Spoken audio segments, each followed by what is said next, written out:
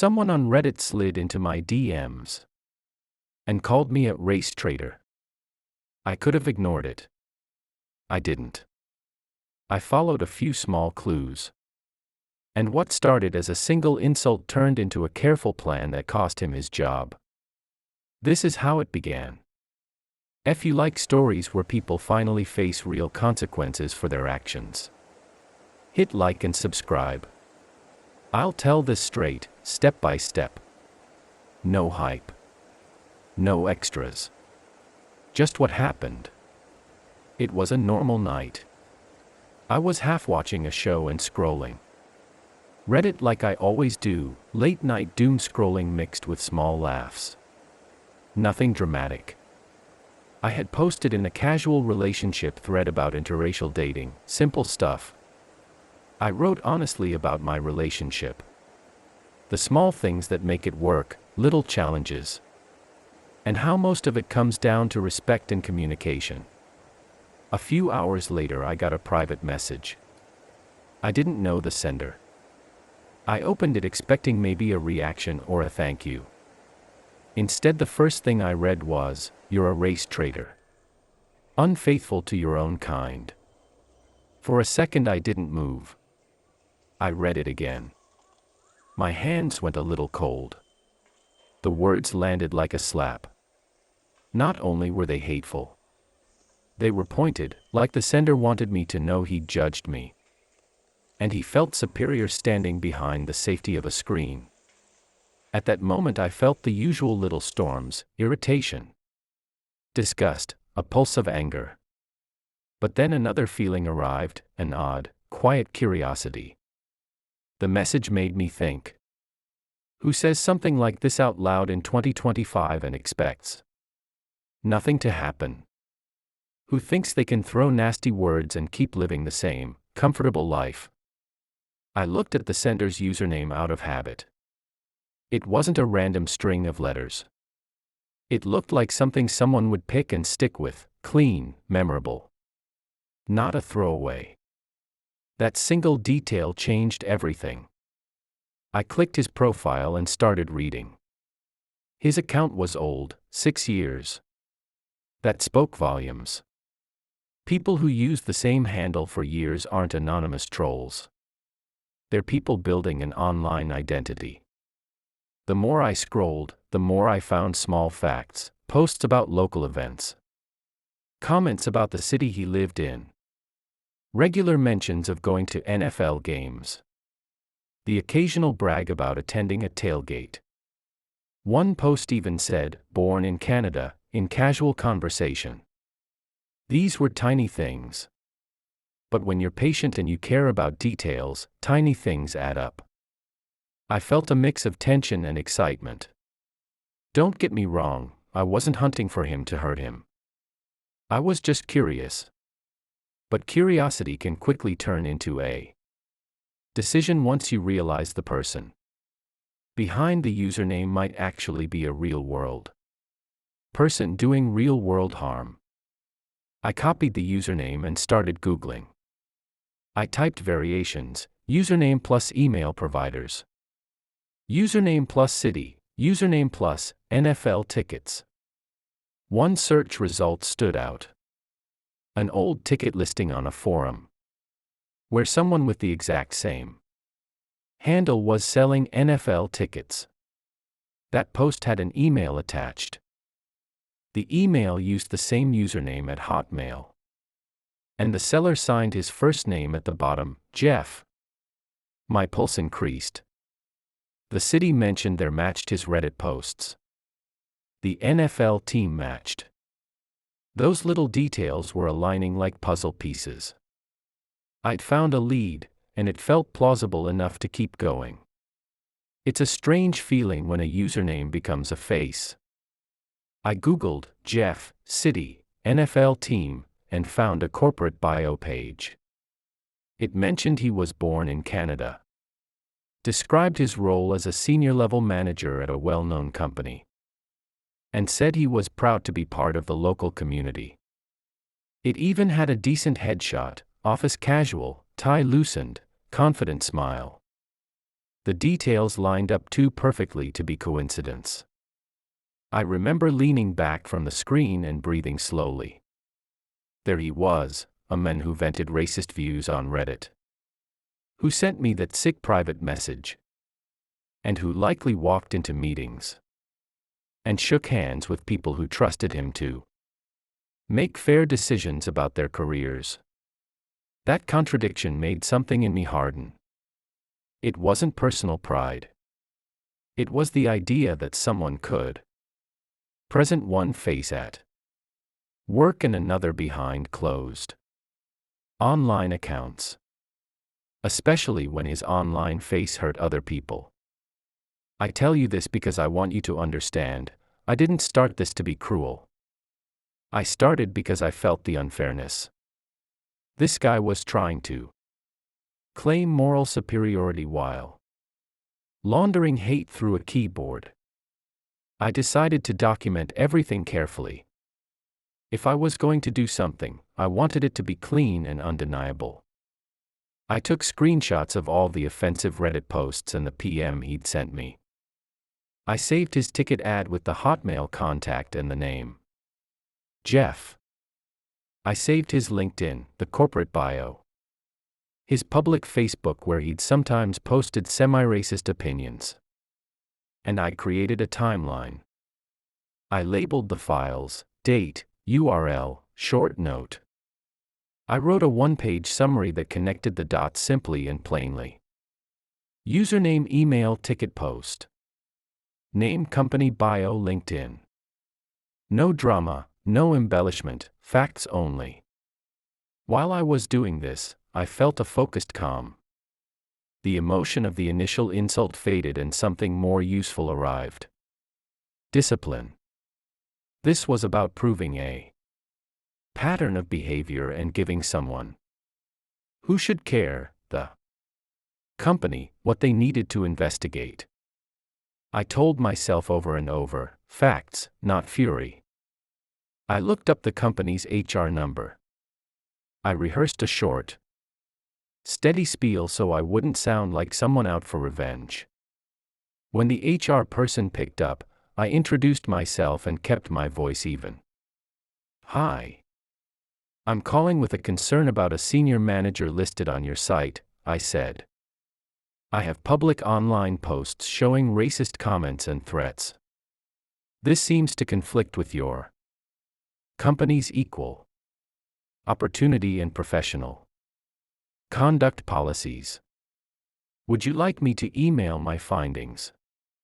There was a pause, one of those professional pauses that says the person on the other end is taking it seriously. Yes, the HR rep said.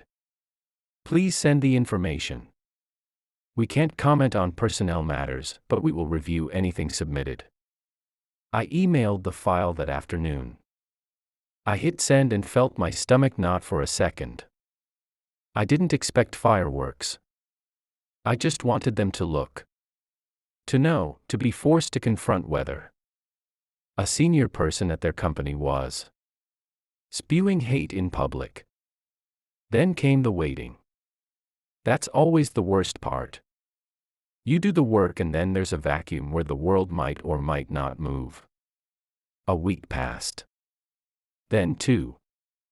I checked LinkedIn every few days like a nervous person checking the mailbox. I kept telling myself, be patient. HR moves slowly sometimes. On a morning I'll never forget. I scrolled LinkedIn and saw his profile had changed. A recent post said, looking for new opportunities. Please reach out.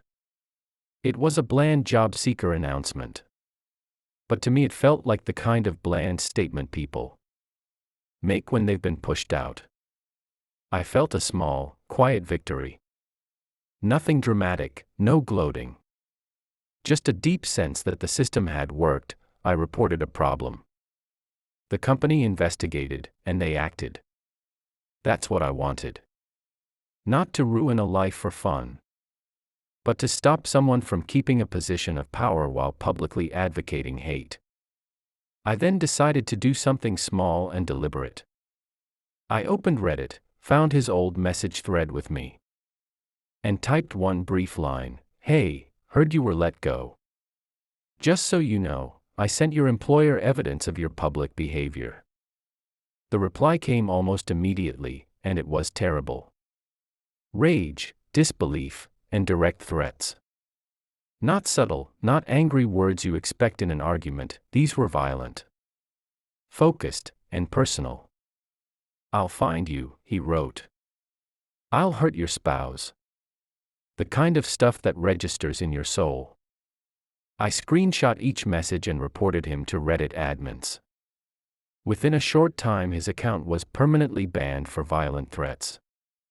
That felt like another checkmark in a process that was making sense. You'd think after a firing and a permanent ban, someone would learn their lesson. I thought so. But the internet, and people, are stubborn. A few weeks later, I saw that he'd landed a new role at another company. New profile, new title, same photo, another firm willing to hire him.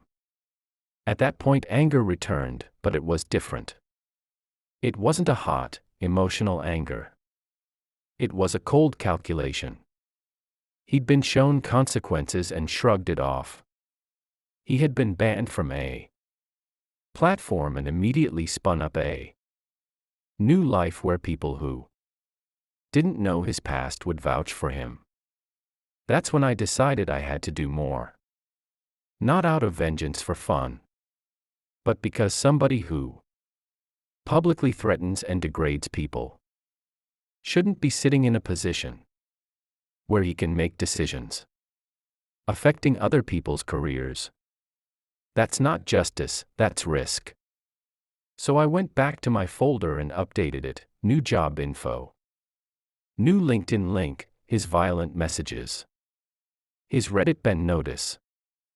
I emailed the HR at his new workplace just like I did the first time, calm, factual, and thorough. Making the second call felt different. The first time, I was nervous and unsure if I was overreacting. The second time, I felt like a correspondent delivering facts. I started with the same lines but added the new context. This person was recently terminated from another company due to similar behavior. Has a permanent ban from Reddit for threats. And is now in a senior role here. I've attached all supporting evidence. They asked more questions. They sounded sharper. At one point the HR rep said, "We'll take a look. Thank you for bringing this to our attention." It was short, but I could tell they took it seriously. That's all I wanted. After I hung up, I sat with my hands folded and felt tired. Not exhausted, in a focused, worked-on feeling. There was no triumph yet. The work was methodical and slow. But I felt clear about my purpose. Those threats he sent me were ugly. I kept them in a separate folder labeled clearly. When someone threatens violence, you don't treat it like a petty insult. You document it. You make sure nothing is left to memory. I screenshot the timestamps, the exact words, saved the emails, and ensured everything was backed up. At night I'd think about what might happen next. Would the new company act? Would he be confronted? There's a strange moral friction in all of this. I wasn't trying to destroy a man's life for being a jerk. My target was behavior, threats, racism, and a pattern of actions that could harm others. I reminded myself of that whenever the quiet part of me wanted harsher retribution. By the end of part 1, everything was set. I had the private message that started it, his Reddit history full of racist posts, the Hotmail ticket ad linking username to a real name, the corporate bio linking the name to a senior role, the screenshots of his violent, personal threats, proof of his LinkedIn activities, fired once, rehired elsewhere, detailed, time-stamped evidence filed and emailed to HR teams. All the pieces were on the table and I was ready. Not because I enjoyed hurting someone, but because someone who hides behind hate online while wearing a suit at work needs to face consequences for how they behave in public. The next part is where the second call matters, the one that finishes what the first call started. It's the phone call that makes sure he can't just get another job and pretend none of it happened. He got fired once. He got rehired. I made one more call, the one that closed the loop. This is how it ended. After part 1, I had already done the heavy lifting. I documented everything, the PM, his Reddit history, the Hotmail ticket post linking the username to a name, screenshots of his violent threats, the corporate bio, his LinkedIn activity showing the first firing and the rehiring. I had emailed HR at both companies. I had kept my replies calm and purely factual. But facts alone don't force action. People do. So I waited. And I watched. There's a strange kind of patience that comes with this. It's not passive.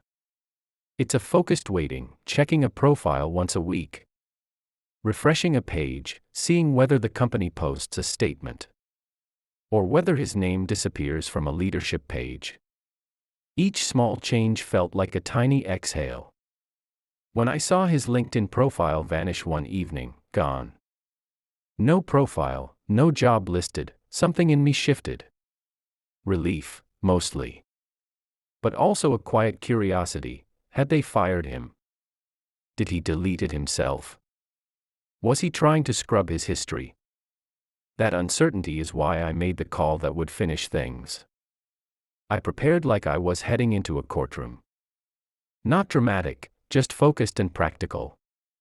I organized the evidence again, printed a copy for myself, and wrote a one-page chronology, dates, actions, outcomes. I noted the exact language of the threats he'd sent me. I added the link to the Reddit Ben notice. I included the corporate bio and screenshots proving the username matched his email and name. Before I dialed, I breathed deeply and told myself the rules: be calm, be factual, don't gloat. This wasn't about revenge for the sake of it. It was about responsibility and safety. If a company hires someone who publicly advocates hate or threatens violence, people could get hurt. That was the line I kept returning to.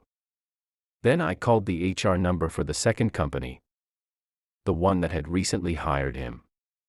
The HR person picked up, professional and measured. I introduced myself, name, brief reason for calling, and a short sentence that summarized the situation. I heard typing in the background. "Sir, we take these matters very seriously," she said. "Can you send everything you have? HR compliance will review and advise."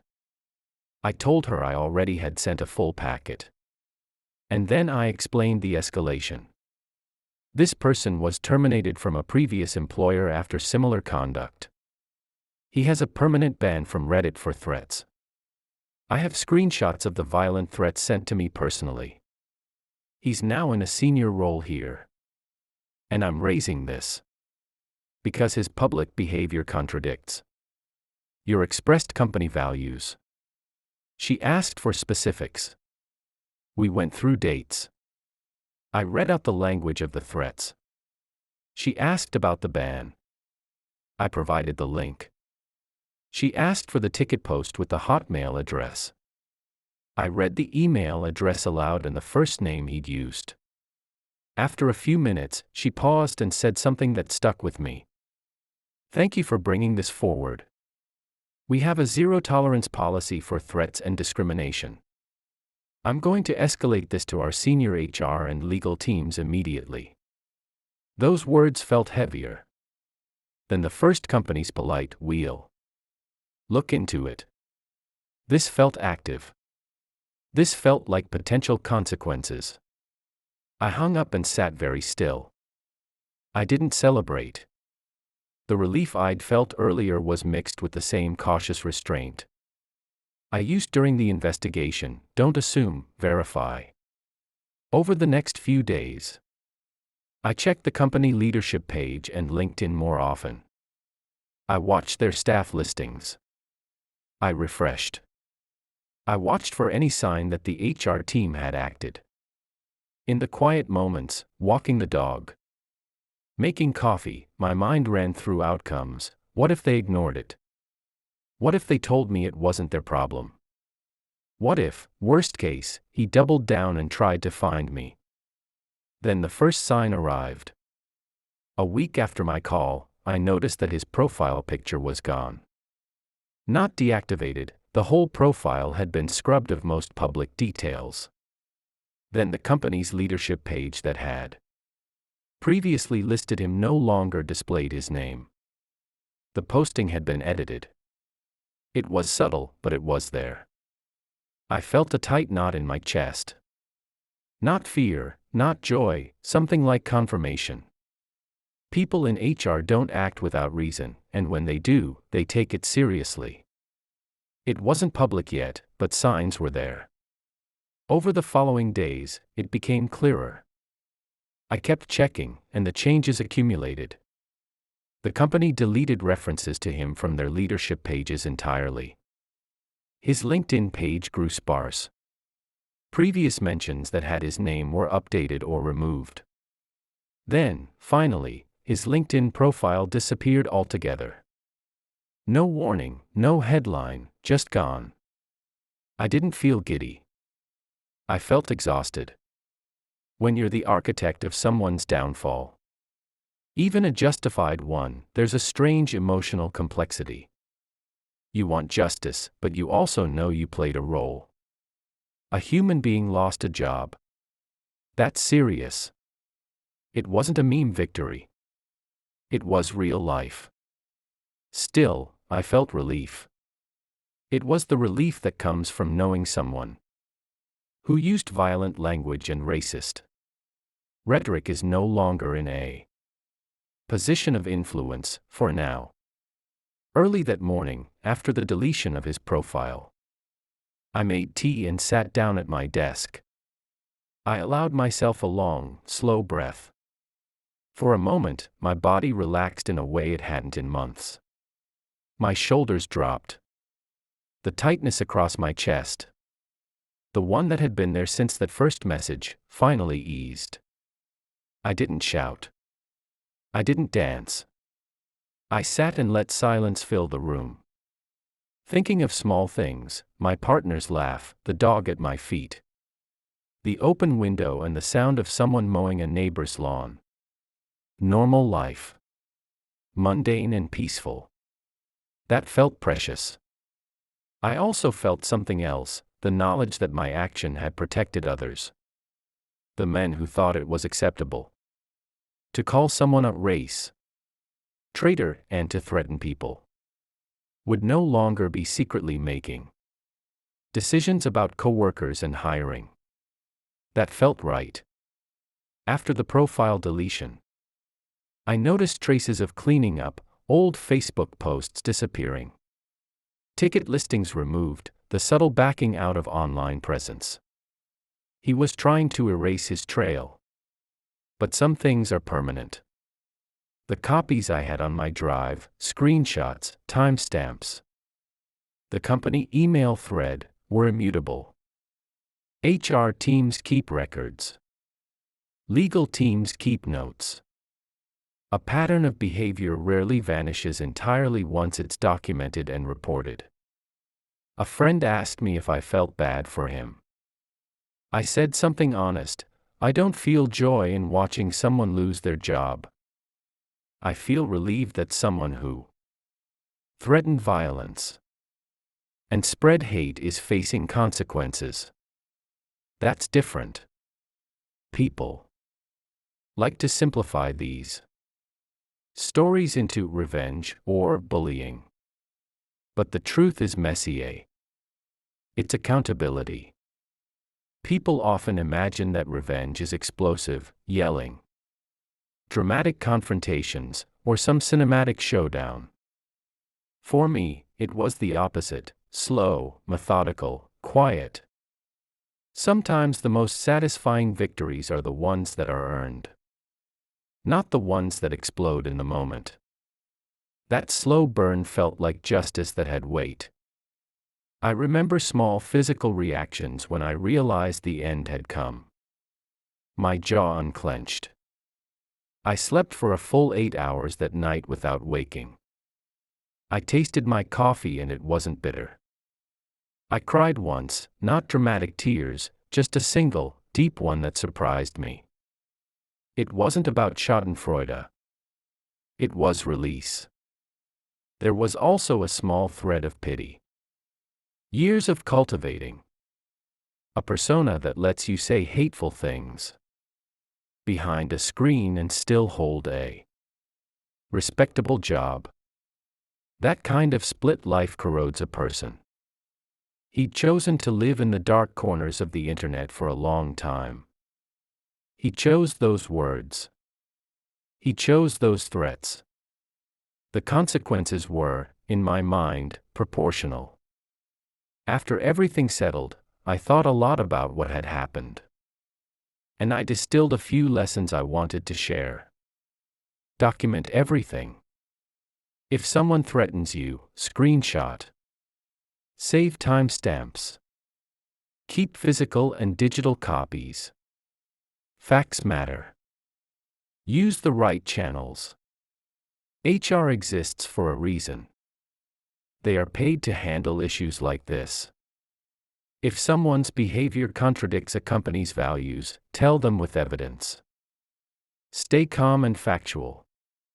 Don't give the other person more ammunition. Stay professional. It keeps your credibility intact. Justice is not the same as cruelty. My goal wasn't to wreck someone's family or life for fun. It was to ensure someone publicly advocating violent racism didn't continue in positions of authority. That matters. There's complexity in accountability. Losing a job is painful. But so is being threatened and harassed. Society needs to weigh those things carefully. If I could go back and change anything, I might have involved law enforcement earlier when the threats began. I handled it through documentation and reporting to platforms and employers, and that worked, but threats of violence are criminal. Reporting them to the police, alongside preserving evidence, is another step I'd recommend. I also would have tried to anonymize my own public exposure sooner. While I never feared immediate personal harm beyond the threats he made online, being cautious online is smart. There's no need to make revenge a game of visibility. People ask me, why go that far for an online insult? The answer is simple: it wasn't the insult alone. It was the whole package: the racism, the encouragement of hatred, the targeted threats, and the fact he'd put on a professional face in real life. That gap matters. People who preach hate and hold positions of power need to answer for it. My actions were not about ego. They were about safety and accountability. Someone used violent language toward me and others and then continued to move through the professional world without consequence. That felt wrong. So I documented, I reported. And I let people who are paid to enforce policies do their jobs. If you took anything from this, let it be practical. Save the evidence. Use proper channels. Hold people accountable. Not for the satisfaction of revenge, but to protect others. If this story satisfied that small craving you get for justice, hit like, subscribe, and tell me in the comments. Would you have stopped after the first firing or kept going like I did? Have you ever had to stand up to someone online and report them? Share how it went. Thanks for listening. Be safe, stay calm, and document everything.